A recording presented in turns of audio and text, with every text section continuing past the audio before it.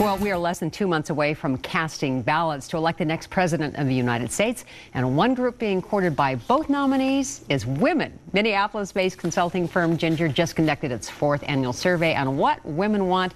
And Mary Van Note and Beth Jarvis from Ginger, they're here to give us some insight. Thank you, ladies, for joining us. So what do women want? Well, alpha women want a perfect recipe for their president. We surveyed 400 alpha women nationwide in 10 cities, and they're alpha women because they're a little bit ahead of the curve of what the mainstream media is thinking, so they can kind of predict what'll happen in the near term. And we said, hey, if you could whip up your recipe for the perfect president, what would it be? And these are women who are Republicans, Democrats, independents, and undecided. And they said, we have a very clear recipe, and there are 5 ingredients. Okay. So the first ingredient is, no surprise, the economy. Okay. 70% of alpha women said, I want my presidential candidate, I want to be very confident that they can steer the economy. And this is because alpha women have their own economy to deal with. They have their own special interest groups and money coming in and going out, and they know that these decisions that are made on a national basis on the economy are really important. What we have up on the screen right now is what we're talking about, the poll that you did. So why don't we back up a little bit and address the poll, because you found out that 70% of the alpha women want to have a roll-up-your-sleeves chief executive officer who's ready to tackle tough problems like the economy. So. So economy, jobs. So that's what they're talking about. Absolutely, that's number one. And really following close behind, 63% said compromise and working across the aisle. You know, women, when you think about it in their lives, they're running volunteer groups, they're running their households, they're running teams at work, and they don't have the luxury of not getting along with people and not getting things done, or just throwing up a roadblock and not making progress happen. So they are incredibly frustrated by sort of the vitriolic nature of how the campaigning has gone so far, and sort of a lot of, you know, getting down on the other guy as opposed to just laying out a really clear-cut plan on how they're going to move things forward. And they're saying, I need a chief executive who can compromise, who can work with the other side effectively and really get some stuff done, because we've got big issues to tackle. Okay, so now let's go back to the recipe. And you're talking about the 5 ingredients. And then number 1. Number 1 was the economy. Confidence, yes, in the economy. And then number 2 was this thing that Beth just talked about, which is this compromise across the aisle. And the reason they want you to compromise is because of ingredient number 3, and that's getting things done.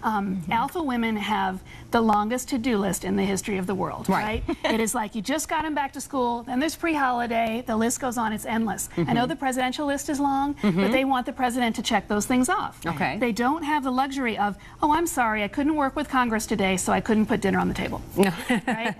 We couldn't agree, Susie didn't get to soccer. I'm sorry, you got to get those things and check them off, and they want a president who won't just have promises, but will actually get things done. So they got the track record and the foreign policy expertise, and then... Yeah, foreign policy is big. You know, sometimes we think that women are only interested in sort of bread and butter backyard issues, but really they realize we don't have the luxury of being isolationist here. We live in a global world, and we need a president that really has some serious chops in foreign policy.